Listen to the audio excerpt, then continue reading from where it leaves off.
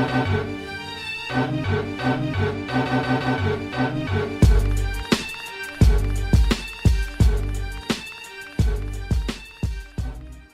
what's up, and welcome to episode 174 of Throwback Hoops. My name is Rob Clayton, and I'm joined by the one and only Woody V. Hey Robbie, really excited about today's show, man. I've been looking forward to this for a while, right? So 100%. You know, we had the week break last week, and it feels like ages since we've recorded. And as always in the world of basketball woods, there's been a lot that's happened in these last couple of weeks. So, yeah, looking forward to kick it with you as well, of course. and you gave me some homework, right? I did give you some homework. Yeah, hopefully the dog didn't get it. Yeah, so just before we get into it, just a reminder, please make sure you like, rate, and subscribe on YouTube or wherever you listen to your podcasts. So as we started all 174 episodes of this show, Woods, we're going to go through our jerseys. So who are you rocking today? An old Phoenix Suns one, I can see. Yeah, for sure, man. Woods is standing up rocking the Phoenix Suns, number 13, or I think I know who that is, Lucian Longley. Nice. Did you know I had that? I didn't know you had it. I've got a Phoenix one as well, but it's a white one. But they're very rare. Rare as, man. Jerseys are rare. The New York ones are even rarer, but that's a rare one. What size are we talking there? Is that a 48? That's like a 52. Like 52 or even rarer. And when I got it, like I couldn't fit into it. Now I'm a lot bigger. It doesn't look as bad on me anymore. But look, I just thought, you've honored Lucian on this show and spoken about him, but let's talk about his Phoenix years a little bit. And he's spoken about that on Australian Story about how he left the Bulls for Phoenix, and that was sort of the beginning of the end.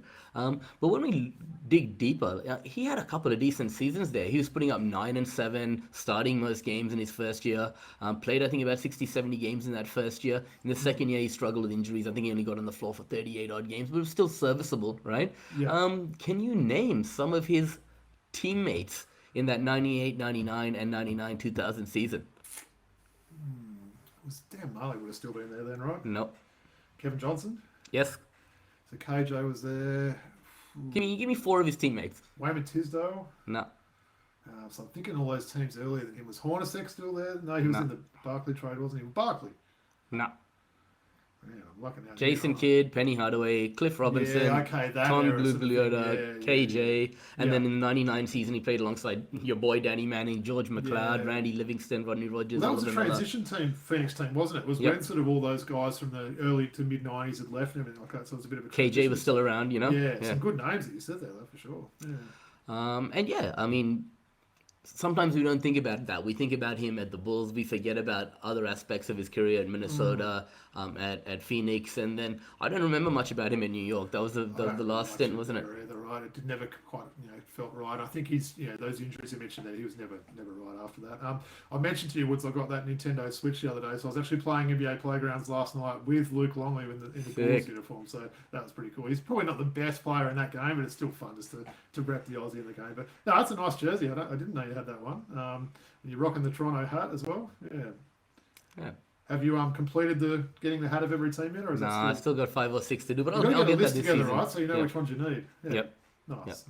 Oh, I appreciate that one. I like that jersey. As I think I've got a Rex Chapman one I might have shown, and a couple other ones in there, sort of thing. But yeah, that Longley one's definitely rare. I'm quite envious of that one actually. But thanks, Rob. Well, I was going to wear a different jersey today, but at the last hour I decided to wear the one I'm wearing today. So you'll probably realise the reason for when I stand up and show it. I'll show you who I'm rocking today. And I think I know what Robbie's doing here in honor of the great man himself, Dame. Going back to Portland, so that's some of the news. You know what's cool? It's when you've got a jersey of someone that moves on to another team, you're like, damn it, like that, and then they go back to that team. It's always like an extra bonus, right? So Lamar rode him to the Clippers. You and me were so happy when he came back to the Clippers. Wade, for example, he held on to that Wade jersey. He went back to Miami and played there, sort of thing. And there's been some examples. I was doing a bit of research today. Players that have gone back to their teams. It hasn't always kind of worked. You had your likes of Iverson, your Dwayne Wades, Delhi for a lesser sort of name player there. But look, I thought we'd sort of maybe start off with this news. So this is the Dame Lillard Adidas Rip City jersey. So I like this jersey. This is probably the opposite of your jersey. This one's a little bit small and not quite fitting me as it used to a couple of years ago. Thanks. So for those that haven't heard, Dame just signed a 3-year, $42 million contract to return to Portland. And obviously we know that he's basically not going to play this season, so they're pretty much getting 2 years out of that. But I don't mind it. I know he said he wanted to rehab his injury back in Portland, where his family is. Now he gets to go back there. And I wanted to ask you, it's a bit of a two sort of part to this. I want to ask you, Wood. So, firstly, what do you think about the fit with him going back? Because they've got a lot of young guards. You've got the Scoot Hendersons, you've got your Shaden Sharps, even guys like your boy Kamara that are on that roster there. I like the talent this team's got, but do you think he will be someone that can sort of get in there and be a good locker room presence there? Absolutely. And I mean, this year he's not going to play, but he's still going to have an influence. We talked about Drew Holiday coming in, bringing that experience right into that locker room. This is just going to double down on that. And as you mentioned, some of those young guys, they need some direction, how to live the NBA lifestyle on and off the floor. And that's where a guy like Damian Lillard, Drew Holiday, who we just mentioned as well, are going to really assist. So with their development. The team didn't have that kind of direction last year, did they? They had a sort of some older sort of guys that weren't going to command a locker room presence like your Holidays and your Dames were, and then just a lot of young guys. So I think they've made a right move. I think someone like Chauncey Billups, he likes to get a veteran sort of point guard in there to monitor, mentor the team, I should say as well. So yeah, I think it's a good move. Look. I don't know with any of these the curse of the number zero guys that did their Achilles last year, if any of them are actually going to play this year. Your Tatums, your Halliburton, your Dames and that. Look, maybe one of them plays, maybe, I don't know. I think Indiana's already said Halliburton won't, but you never know, right? I don't think you want to rush Dame back, especially given he's the oldest of that group. Nah, and I mean, you give these guys another year to develop, right? Some of the, you mentioned Scoot Henderson and whatnot, right? Yeah. And, he'll be back next season. Who knows? They get to the playoffs and his recovery is going ahead of schedule. He might want to get some reps in, and we've seen that happen in the past with players coming back from similar injuries. injuries. On my boy Denny Avia, future NBA All-Star there, right? Well, the second part I want to ask you, I did a bit of research again today, Wood. So I was sort of thinking best ever Portland Trailblazer, right? For those that know, Dame has scored the most points for the Trailblazers. He's second in assists. Who's he second in assists behind?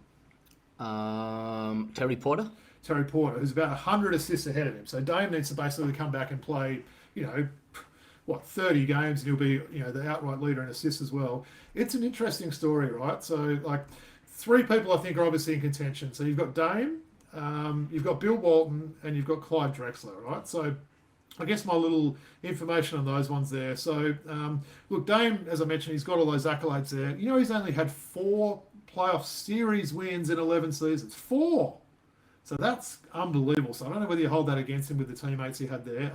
Bill Walton was the team's only MVP, finals MVP, and led the team to its only title, but he was only there 4 years. Very short-lived. So for me, it's got to be Clyde the Glider. Drexler, man, for sure. Well, I think he's that mix of having individual success and team success. He had teams that went, really far a lot of times there. So would you agree? Do you think Clyde's still the best? Yeah. Totally. And maybe we can get our boy Mookie Skirelli. We'll ask him that question, who he thinks being the resident Portland fan there. Mookie, tell us, man. It's close. Yeah, Mookie will tell us.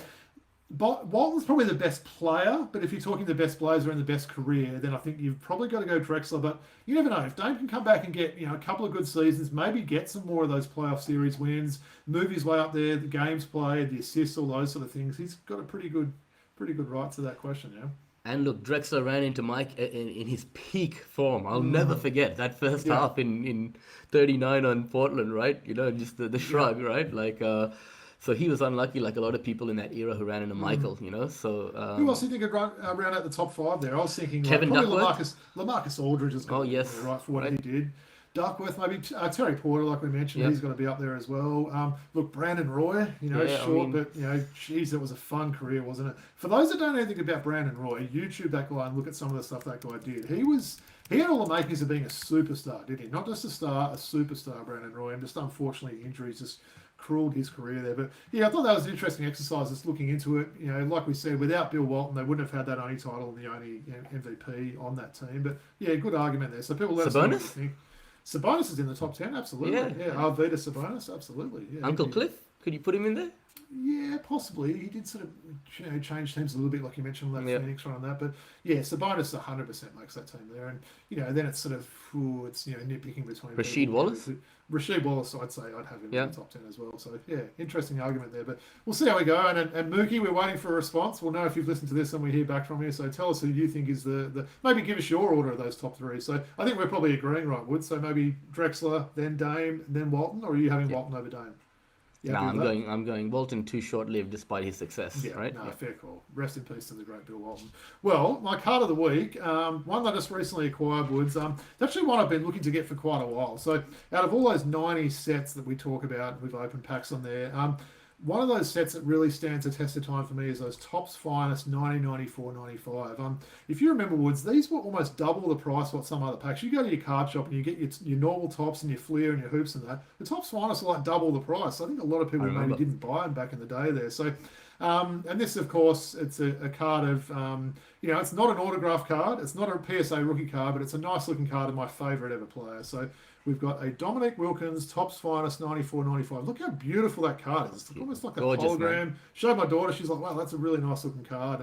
Shooting that free throw on the back. We know how good a free throw shooter he was. But this is actually an insert card, this one. So it's number 1 of 27. I checked through my folder. You know that folder I've got of all Dominique cards, and didn't actually have this one. So I had the actual base Topps Finest ones, didn't have this insert one there. So shout out to the guy that I got that from on eBay the other week. But really nice set, right? My favourite era as well, you know. They remember they had that peeling, that coating on the front, right? There was that big argument, do you take it off, do you leave it on? I've got a bit of a mix. Most of my ones I did take it off, but apparently the ones, if you do get them graded and it's still got the cover, you're going to get a lot higher price for it. So yeah, shout out to those Topps Finest 94, 95. So, all right, well, that's the formalities out of the way. So a lot to talk about, as we mentioned. Thought we'd probably start off with some summer league thoughts and maybe just a bit of player movement. Woods, there's been a couple of moves in these last couple of weeks. I wanted to start with the Clippers, which is probably not something we've done many shows back in the day.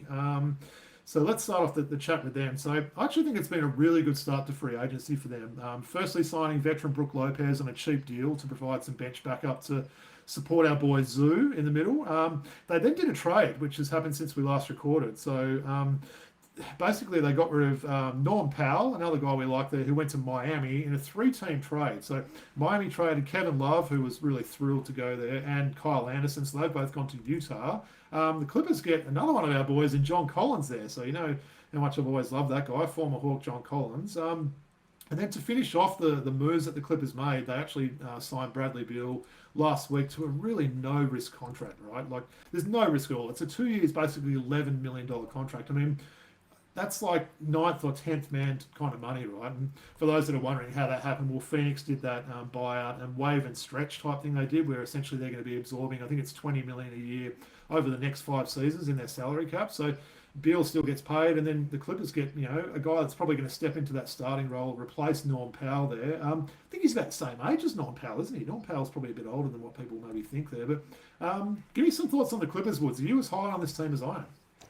Definitely. I mean, look, Bradley Beal waiving that no trade clause allowed for that to occur, right? And, the Clippers were the benefactor. I just think he needs to stay healthy because, I mean, Norm Powell, as you mentioned, was really productive last year. And replacing that productivity, you need a healthy Bradley Beal. What we've seen from him in the previous few seasons, you probably would say you need a little bit more from him for this to be worthwhile. But just looking at that depth chart, right? I think we'll have James Harden and Bradley Beal starting alongside Kawhi Leonard, John Collins, and Zubac, the way I see it, right? Yeah, and then I you love probably that got two center combo that we mentioned with Brook Lopez. Yeah, exactly. So Brook Lopez, still got Derrick Jones Jr., Chris Dunn. Yeah. You got Nick Batum, Bogdanovic is still there as well, I think. So that's a lot of depth, covering a lot of bases there. But once again, you got some older guys, some guys who have got questionable injury history. So a lot needs to go right, and these guys need to stay healthy. So right. What comes to your mind when you say those names, Derrick Jones Jr. and Chris Dunn? Right, defenders, right, guys that can come off the bench, and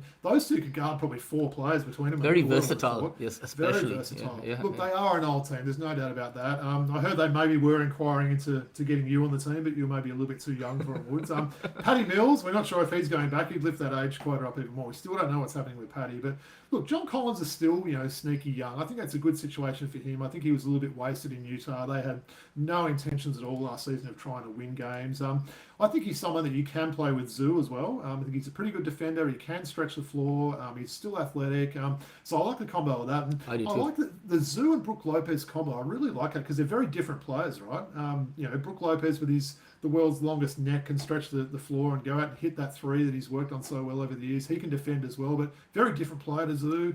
They've got the veteran help. And I think Beal, look, it wasn't a good situation in Phoenix, but I think he'll be rejuvenated to go and play with this team. And I'm actually looking forward to see how they go.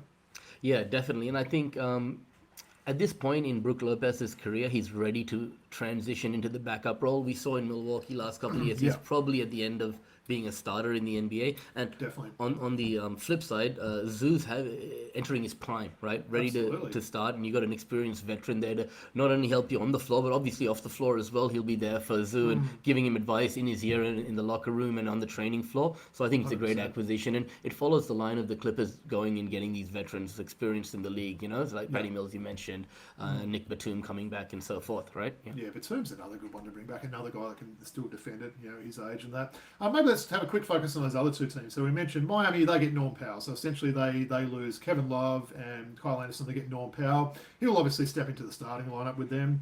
I don't mind that Miami team. I think, as much as people might be surprised to hear that, but they've got some decent players. You've got your Bams, you've got your Tyler Hero, you've got Wiggins, you've got Ware, the rookie last year. I think they've got last year. But how do you see a guy like Norm Powell going on that team?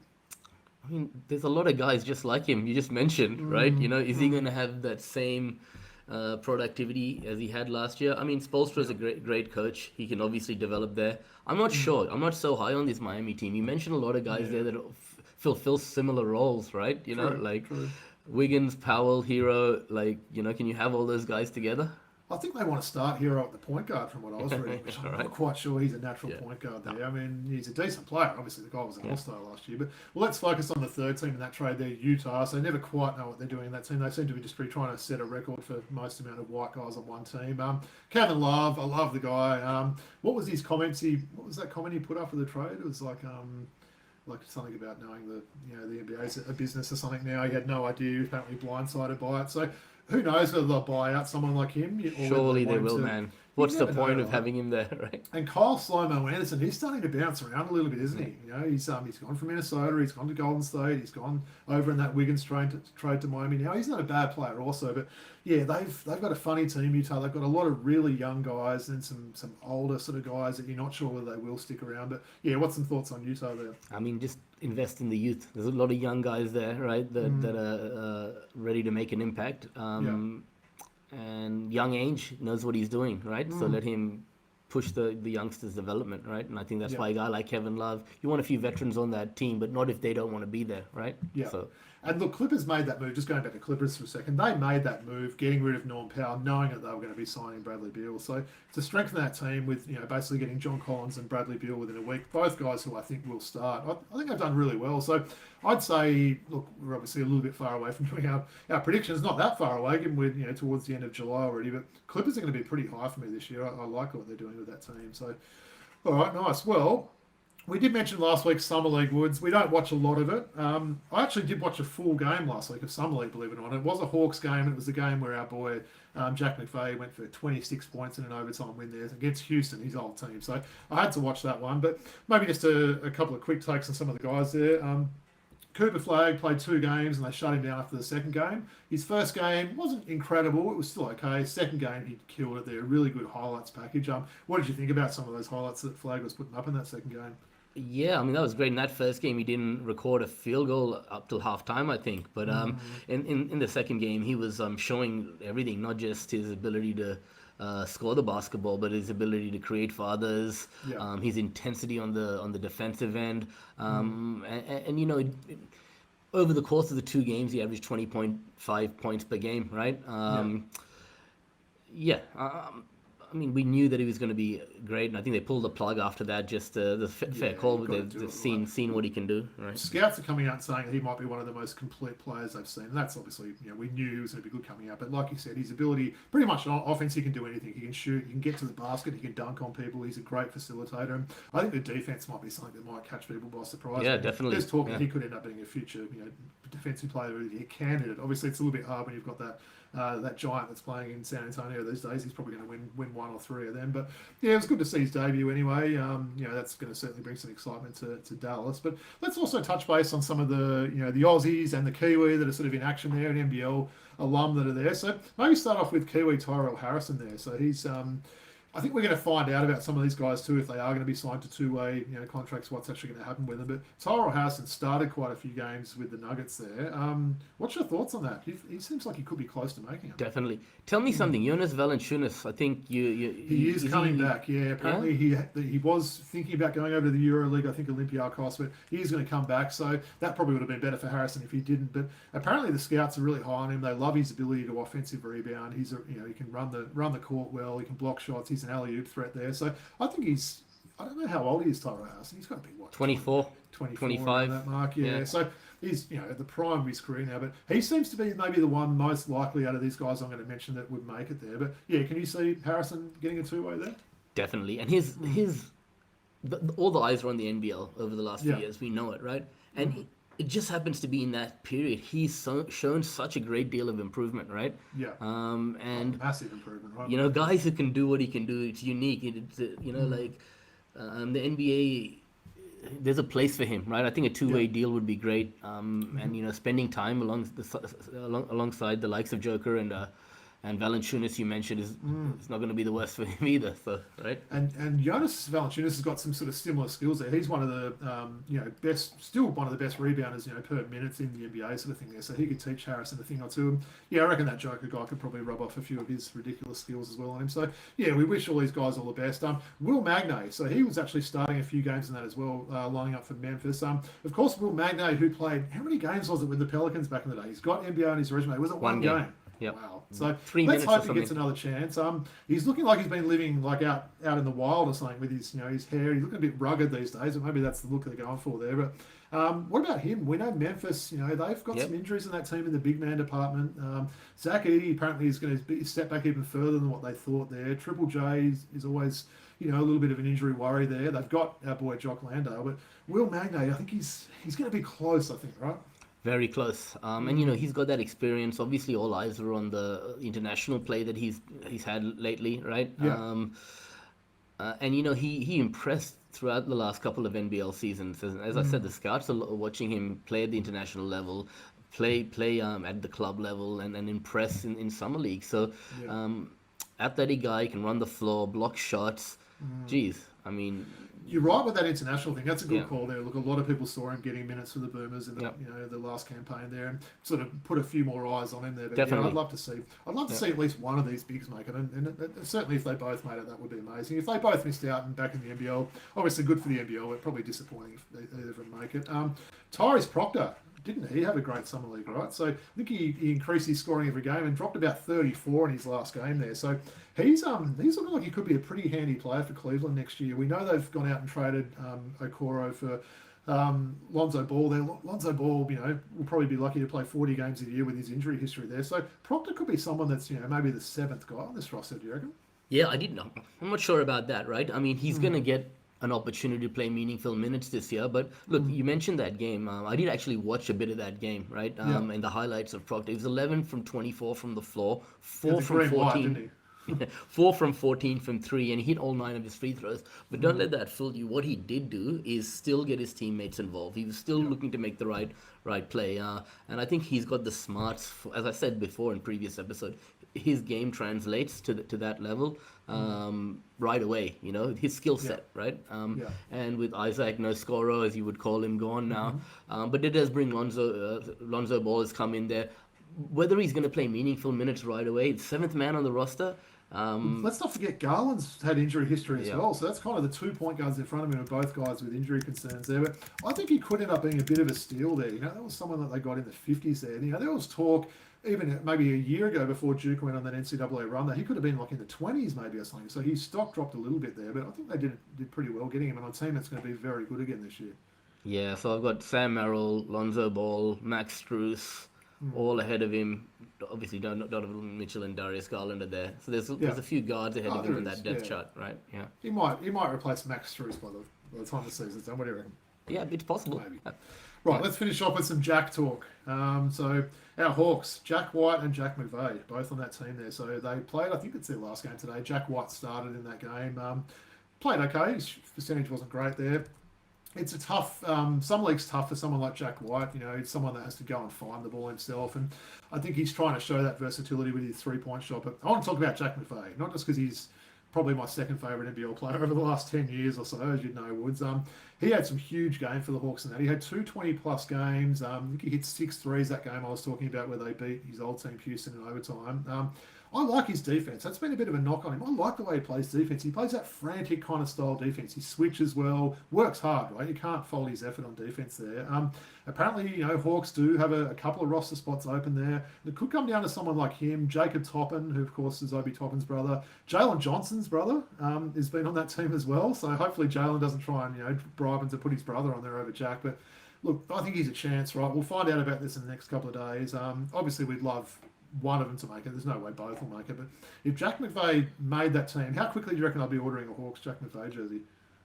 Very quickly. And look, when you say something like someone like Jack White, his game isn't suited for summer league. Someone like Jack McVeigh is the opposite, right? He likes to get his shots up. He's a scorer, right? The summer league's actually made for his game more so than a Jack White. But just because he doesn't make the Atlanta team doesn't mean there's not another team who's paying attention here and won't pick him up, right? So watching him, right? Yeah. Right. So I mean, the opportunity is not necessarily just going to come from Atlanta, but from others as well on the back of these performances. I'd love to see him stay. I don't want him back in the NBA. I want him to sort of get some good years in the NBA and show what he's made of there. His shot release has got even quicker since he's been over there. He's always had that pretty quick shot release there, but I think he's worked on that part of his game. And he's got some good handles. He's still a sneaky sort of big guy that can handle the ball and get up the court. So yeah, best wishes to all those guys we mentioned there. Obviously Proctor's already signed, but your Harrisons, your Magnays, and the Jacks there. I'd love to see some of those guys make it. Look, we don't think David Hickey and Bawali Bales will make it. I think that was always a bit of a long shot there, but all luck to them to go over there and at least get on those summer league rosters and get some minutes over there, which is pretty cool. Hey, Higgins Tister, all right? His game was 8 and 7, right? Yeah, he didn't get on a whole lot, did he? So, look, I'd say he'll be back. I don't think Tui was great in the games I score as well, but it's, again, summer league, so you can't read too much into it. But yeah, I think Higgins Titcher will be back for Cairns, and I think that's probably a much needed in for them. And just to mention Bawali Bales and David Hickey there, I think the Sydney Comets, that they've qualified for the finals without those two. I think they'll be hoping that those two are back and eligible to play finals, because that could be the difference between them winning the whole NBL 1 East if you get those guys back. So yep. All right, good stuff, Woods. Well, yeah, we'll continue to sort of follow what happens in the next couple of weeks if there's any more moves. Look, there was a very minor one yesterday. Marcus Smart to Lakers. Give me 20 seconds on that signing there. What are your thoughts? Yeah, nice. I mean, Luka wanted to play with him. Veteran experience coming to that ball club. They need some defensive-minded individuals on that roster, and he brings that. Yeah. One of those rare players that was seen in Celtics green and now in the Lakers purple and yellow. So interesting, yeah. I mean, that's probably the sort of move we're getting now. There's not a lot of big dominoes to fall. Still waiting on that Josh Giddey contract extension. If that ends up happening there, not quite sure what the deal is there, but yeah, we'll keep obviously everyone updated there. But you did mention, Woods. I get to give you some homework, right? We've teased this a little bit over the last few weeks. So for those that haven't heard, there is going to be a change to the All-Star game, what's new, next year. So we like this format, right? I think we could actually say we love this format. So Absolutely. It's going to be the USA team against the Internationals team, right? So finally we might get something, a bit of, pride on the line, and these teams might actually go out and give a damn and try and play hard. So what the homework was to try and get the team down to 12 players. Woods, I've actually, I did something bad. I couldn't get it below 14. I'm sorry. Mine's a 14-man squad, but Cool. It is what it is, right? It's my rules. So 14-man squad.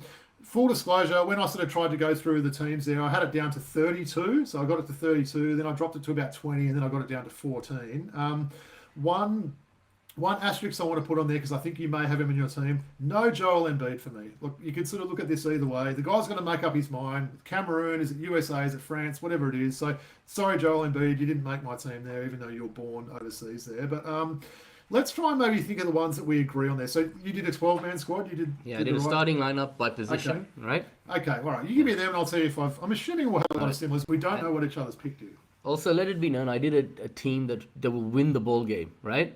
This is by position, right? I like it. So, give this some thought. Good homework. Yeah. Nikola Joker, center, okay? Giannis, power forward. Yeah. Luka, small forward. SGA at the 2. And Jamal Murray as point guard.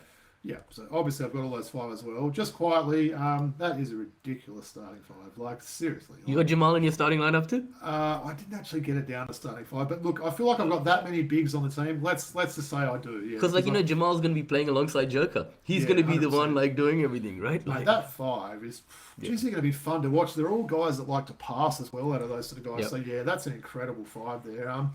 Look, actually, I'll ask you before you continue more, did you have any Aussies on your team? no. Okay, so that might be the 2 difference I've got. So I had to put Dyson Daniels and Josh Giddey. So maybe that's the 14. So you've given me 5. So you've got 7 players left. I'm interested to know if we've got the same 7. So give me those 7 you've got. Wemby, just because he's doing his dues, he can't start at the 3. Luke is at the 3 for me. So Wemby's coming off the bench as center, right? This is where we disagree. For the purpose of this competition, this game, Joel Embiid's not playing for America, right? So I've got Embiid in there, right? Sure. Okay. Then I've got Pascal Siakam, right? Ooh, he was a snub for me. Yep. I've got Franz Wagner. Yep, correct. He's in mine. I've got Sabonis. Of course, in mine. Yep. I've got Lowry. Yep. He was probably the last player to make mine, actually, along with those Aussies. And I got Rudy.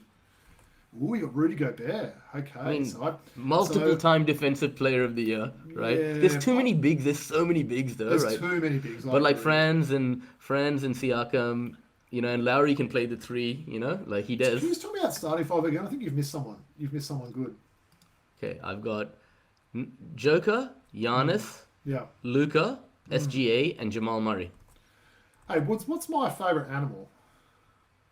I don't know. You should know. What pet do I have? Oh, a cat. A cat. Oh, it's quite a big cat, isn't it? I keep forgetting, man. Like, okay, all right, yeah, easy. Big cat, of course. Yeah, he's 100% in the international. So he plays for. Has he played for America ever? No. No, he just plays for Puerto Rico or the. What did he play? No, not Puerto Rico. For Costa Rica.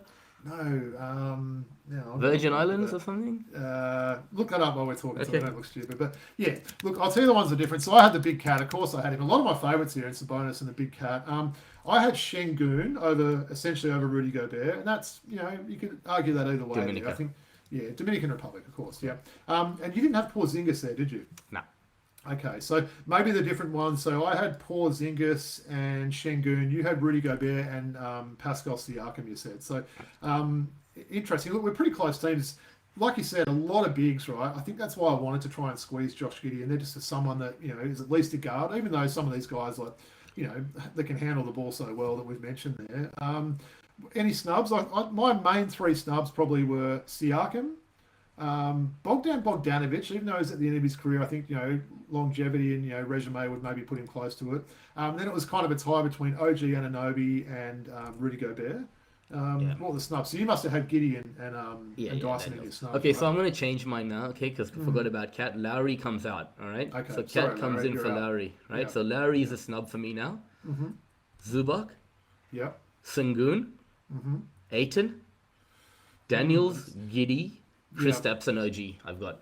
Yeah, see, I didn't even have Ayton on my 32 list. That's an interesting one. For those sickos at home who are wondering who else is on my list, and you can tell me if you considered any of these guys, Woods, reach out if you. So I had Reece Ashay and Sarr there, not quite ready, but I'll put them there. Al Horford, Nikola Vucevic, and then I had a couple of Canadians in Nembhard, Mathurin, and Lou Dort. They were all kind of on that short list. And Andrew Wiggins, while I'm talking about it. So a lot of those Canadians just missed out. I had your boy, Belgium's finest, Kamara, right? So he's not far off it. Denny Avia and Shaden Sharp, another Canadian, and RJ Barrett, another Canadian. And then to round it out, I had Jacob Pertl there, so another big guy. But so hopefully we haven't forgotten anyone, right? It was a little bit hard. You obviously had your reasons for picking Embiid. I totally respect that. We can do whatever we want, given this is just a bit of an exercise we do. But I'd love to see how they eventually pick it, right? Yeah. Steven Adams, yeah. Like a notable mention. Yeah, honourable mention. Yeah, fair call, fair call. And then Al Horford, if you look back on his Al Horford 10 years ago would make that. Yeah, 100%. Well, Porzingis would have been like straight up sort of player there. Interesting if they had to try and get a little bit more positions based. You might see some guys like Andrew Nembhard making it, or Lou Dort, or you know what I mean. It can't just be because how many centers have we mentioned there? There's got to be like half that team centers. So you look at Gobert. If we go with Gobert, Cat, Sabonis, Embiid, Wemby, Giannis, Joker, they're all basically centers. That's crazy, right? Power Yeah. forwards, you know, yeah. That's a lot Front of court centers. players, let's say, yeah. Yeah, absolutely. So, look, that was a fun exercise to do, right? It's made me sort of look forward even more to this. You know, we're waiting until next year for this to happen. But, yeah, that's, you know, not David Stern, Adam Silver's come out and said that's definitely the format next year. And I hope the players go in and try and it's a bit more meaningful for them because, you know, more pride's on the line, right? There's, you know, country at stake there. And, look, we know all the MVPs keep coming from international or non-US, we should say, players there. So, You know maybe what the Americans need to fire up, right? You know what the trend I'm noticing? The great guards in the league are US based or Canadians even, right? Some of Yeah, them, you're right. And then There's the big not, guys that... you know, like you had the Tony Parkers, you know, Yeah. you had the great, and even Pavlo Prisionis. You had these point guards coming from overseas 10 years ago. It was a lot more prevalent than Jose Calderon. You know, where are those guys? There's less and less of them, right? Yeah. Well, it sounds like, Woods, we might have one more bit of homework to do, right? We may have to complete the exercise with the US team. So maybe over the next month or so, we'll do the same thing, right? We'll try and get that down to a 12 if you're good like you, or if you're naughty like me, 14. And that will be interesting, right? Because you're right. Who are the big guys going to be on this team? You know, another one we honourable mention as well, Zubats. We didn't mention him. I did. I just mentioned Oh, you him did? in Okay, my, sorry. in So my- that yeah, was yeah, our yeah, 12th big guy, yeah, of yeah. course. And So, Sengun, man, we didn't even mention him. nah, Shingun, I had instead of Rudy Gobert on mine there. But Oh, you yeah, had I him in the don't know. 12. You had him in the 12, right? Yeah. I did. Yeah, Who are the big guys going to be on the American team just before we move on? Oh, man. Jeez. Kyle Filipowski. I There's don't a know. lot We'll have of. to give some thought about it. There's not a lot that jump to mind there out of those big guys there. And they're going to have some good guards and some good swingmen. I think there's a lot of those sort of guys. I mean, but- Bam Adebayo would be there for sure. Yeah, true. Right. But he's going to have some trouble at his height going against some of those giants we just mentioned there. So. Yeah. Nice. All right, that was fun. I enjoyed doing that, Woods. You did well with your homework. I'll give you an A+ for that. And as I said, we'll come back and you know, do that American team you know, in the next month or so. So, all right, let's just quickly go to some quick hits. So there's been a little bit of NBL news, hasn't there, since we last recorded. So there's one bit of news that still hasn't been confirmed, and that's JLA, Joe Luala-Chul, signing with the Wildcats. It still hasn't been made official as far as I can see, which is a little bit strange given the rumours are so strong. But maybe we'll start off with that one. I know he's a guy you really like. It looked like Wildcats had lucked out on him and he was going to sign in Europe, but I think we might have offered him a few extra dollars there. But how do you see that fit if the Wildcats do in fact end up getting him? So give me your starting lineup. You got JLA, Doolittle. You got Windler at the 3. Yeah. Import point guard. Yeah, and maybe Elijah Pepper. Yeah. The guy that scored 59 in an NBL one game on the weekend. I think he could, if Ben Henshall's not coming back, he could maybe be a surprise starting player. It might shock a few people hearing that, but I think he could be. I think he'd be someone who gets better off into that. the guy coming. Anyway, it's coming together nicely if they do get JLA, is what I'm saying, right? You know, like, yeah.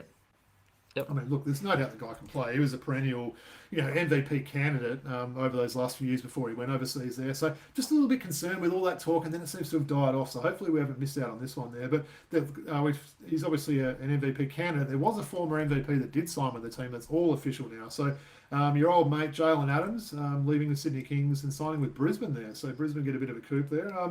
You know, I'm not a fan of Jalen Adams, so I'll sort of stay away from this one. What were your thoughts on that signing? Man, what did I say on an earlier episode? It would not surprise me in the slightest if Jalen Adams signs in Cairns or Brisbane, right? Yeah. He needs to be in this league and he needs to be the man. He's not going to go play. So it wouldn't surprise me in the slightest if he goes to a small market team. I thought he might go with Adam Ford, you know, and play there. Because that would have been a good fit for him. But Brisbane's great. He's got Casey Prather. They need some leadership there. And I think it's perfect for him, you know. He can... You're right. He will have the ball in his hands a lot there. Or, you know, like put him in your fantasy team. He's going to put up some good numbers. Right? Good call. And what about the other player? Another one that's still unofficial now, but they're strongly linked to Alex Dukas, which, again, as a Wildcats fan, why are we not getting these homegrown guys to come home and play? He's a Geraldton boy. You know, he's grown up in Perth. The Wildcats should have been really trying to get him. It's still not official. He was still on the OKC Summer League roster, so I'm not quite sure how that got broke that he was going to be coming to Brisbane, but that would be a pretty good signing if the Bullets could get him, right? The problem I have here is you've got Jalen Adams. He's a bit of a prima donna, right? You know, you've got Alex Dukas, one of the most promising up-and-coming talents in the country, right? And then you got Stu Lash, an inexperienced coach who doesn't know how to deal with these different... Has he developed a player like Dukas before? Has he dealt with the guy in the locker room that sometimes might, complain and, be a bit of a princess, right? Yeah. That remains to be seen. So at this point, I think this experiment with the inexperienced head coach, bringing in these other players, It's I want to see how it plays out. Interesting to see, right? Yeah. Yeah. Look, there's a bit of news for Southeast Melbourne as well. So Matt Hurt will not be back, and he will not be joining the Illawarra Hawks. So he's signed with the Trapani Shark in the Italian League. So Trapani Shark sounds like some dish you'd order at a nice fancy restaurant there. So yeah, I think they would have paid him pretty well. That's a shame, right? Matt Hurt was a good player in our league last year. You know, he's a top 3 MVP candidate there. Someone look, the Hawks are really strongly linked to, but I think he's probably just taking the extra money. And they also lost their import who they'd already signed in Amari Moore. He had an out clause in his contract and gone to Europe. They did have Amari Moore was Southeast Melbourne. Southeast, yeah. They did have a signing last week as well. I'm not sure if you've got that. I saw it, man. I saw it. Any idea how to pronounce this guy's name? Yeah, because I was probably going to butcher it. But yeah, Woody's going to look that up now. But yeah, they have got one import there, so it's going to be a Euro. He's from Europe, yeah. Big there, that's right. Yeah, which is the unusual path there, but. What do you got for us? Give us some good pronunciation. Let's have a look. Vrens Blejenberg. Okay. Like a bit of accent. Vrens Blejenberg. Yeah. German or Belgian? I think he's Belgian. I think he's Belgian as well. Belgian, yeah. I think he's Belgian. Yeah. Yeah. Interesting. We don't know a lot about him. That's the sort of guy we'll be looking forward to see in this Blitz competition. And yeah, I think they had to start making some moves. That would have been a bit of a loss because apparently that Amari Moore did play under coach before he joined Southeast. So they had that pre-existing relationship, and he sort of said goodbye with his good blessings to go and get that coin in Europe there. But yeah, they've obviously got some moves to make. Otherwise, a lot of these rosters are full, right? It just seems like maybe there's one import spot for a handful of teams, and then a few little bench spots. Filling out these rosters there. So this will be interesting. I think this next week we'll find out about guys. Is Harrison coming back? Is Magnay coming back? Is Jack White going to sign with the team there? So this will be certainly a space to watch. I tell you what, that Hawks team, that championship winning team, Trey Kelly's not coming back. Darius Days is not coming back. They've got potential naturalization there for Harvey. So they've got 2 imports, potentially a 3rd import spot opening up later in the year. If they've got some work to do. Yeah, they do. Yeah, and look, all those players' values go up as we mentioned before. You win a championship in any league, professional league, and you probably add an extra, couple of dollars on your contract there. So yeah, we'll watch that with interest there. And look, to finish off with the quick hits, Woods. And look, this is actually something I thought about starting a show with tonight. That's how good it was. But what a great few weeks for our Australian female basketballers, right? So for those that haven't seen, last night the Opals beat Japan 88-79 to win the gold medal in the Asia Cup for the very first time. So they actually won 3 straight bronze medals in that tournament and then a silver in 2017. When did we go? We went and saw them win a bronze that year. We had lunch with Boddy and Mookie.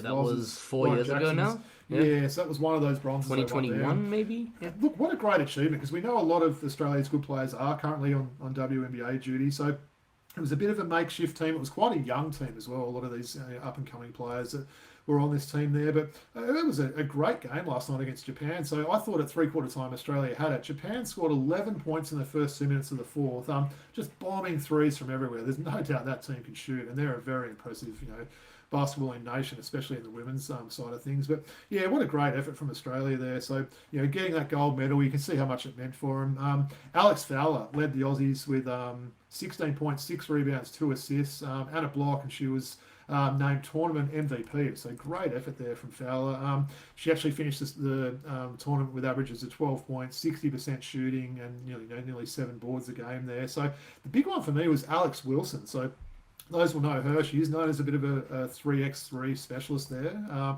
She came up huge in that game. She hadn't played a lot in the tournament. She ended the game with 14 points, and she was huge in that one. And Steph Reedwood's one that I know we both like. Yep. She's so fun to watch. She was also named to the tournament's All-Star 5 alongside Fowler. She had 13 points and 4 assists in that final and had some really big timely shots. So yeah, big shout out to the Opals there.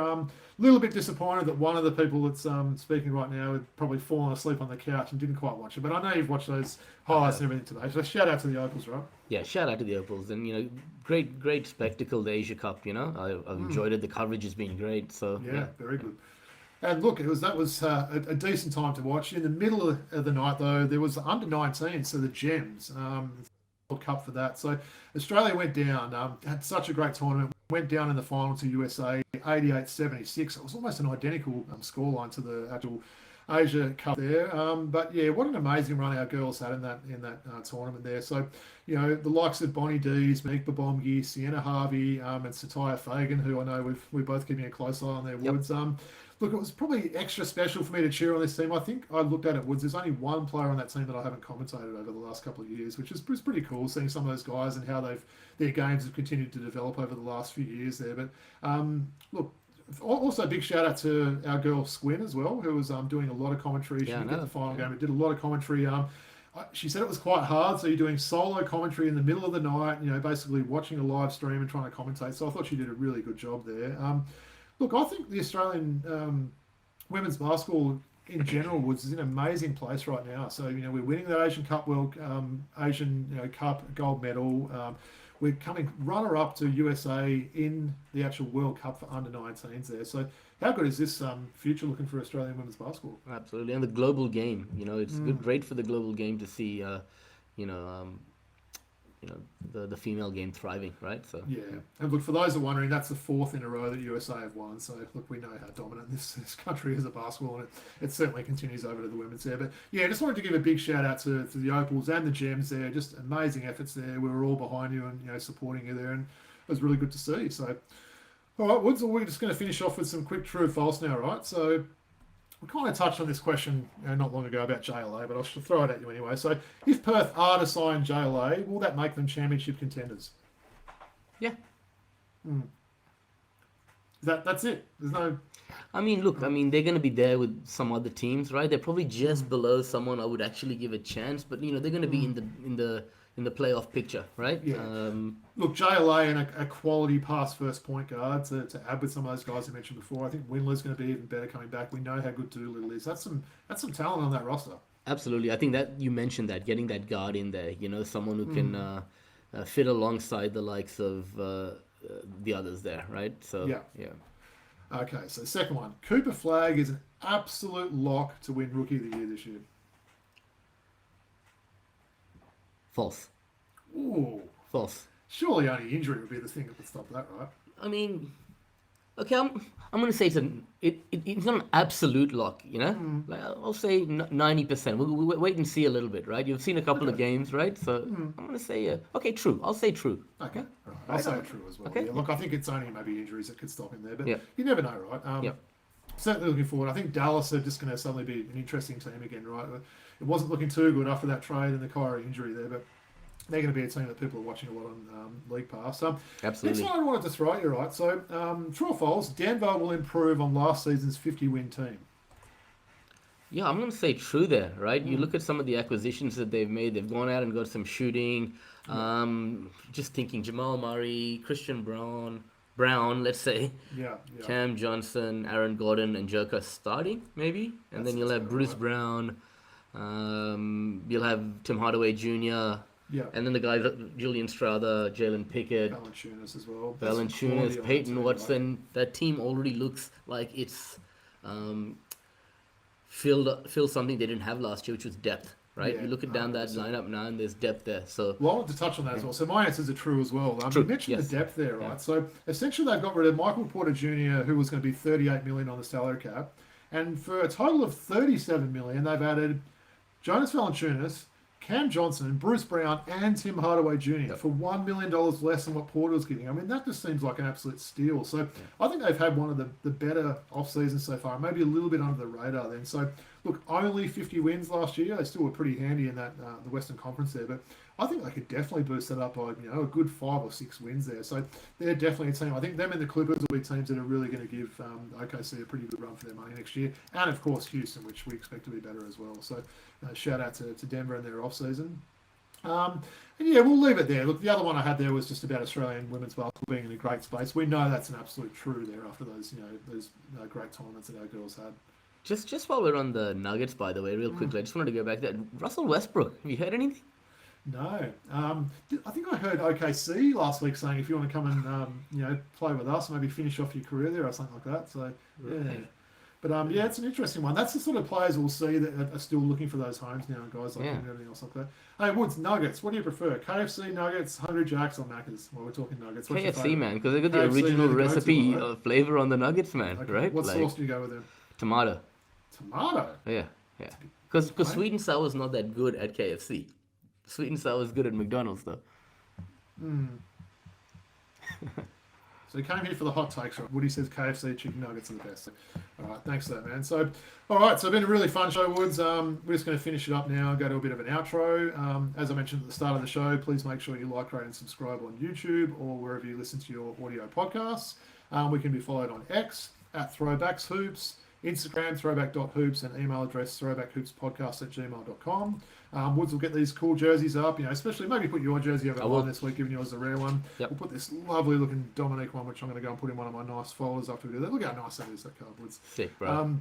And Patreon, as I mentioned every week, if anyone wants to pledge a couple of bucks, it costs us a lot of money to do this every week. We do it as a labour of love, but there's a lot of costs associated with the the editing and the uploading podcasts and those sort of things. So anyone that wants to pledge a couple of dollars would be greatly appreciative there.